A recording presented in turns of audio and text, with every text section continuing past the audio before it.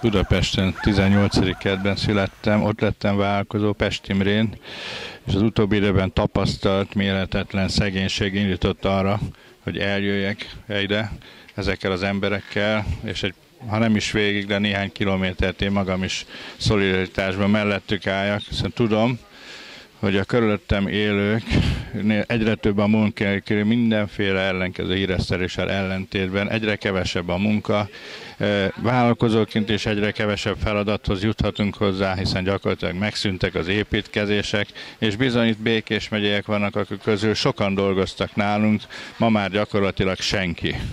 Tehát ezek az indokok, ezek az okok hoztak el engem ide erre a szolidaritással való együttműködéssel, sétálják ezekkel az emberekkel, akiknek én azt gondolom teljes mértékben igazuk van, küzdenünk kellene, valamennyiünknek küzdenünk kell azért, hogy munkánk legyen és kenyerünk. Mert lassan ebben a mi országunkban egyáltalán nem lesz munka, csak a kiválasztottaknak.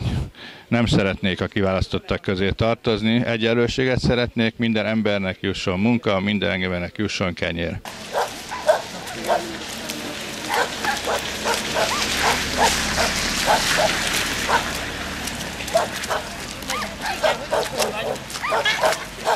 Baráti Endre vagyok, és a közmunkás szakszervezetnek az alapítója. Én nekem ez a második menet. Az előző évben az északi magyarországi szegénységet gyalogoltam végig, most pedig a Békésből induló viharsarok és alföldi szegénységet néztük végig, és hát siralmas állapotokat láttunk, bezárt boltok, düledező házak, este a házak ablakában alig látszik világosság, és azért megyünk, hogy ezt Budapesten is megtudják, és arra kérünk minden budapestit, akinek egy kicsit jobban megy, hogy csatlakozzon hozzánk, mert igazán 30-as évekbeli nyomorral találkoztunk az utunk során.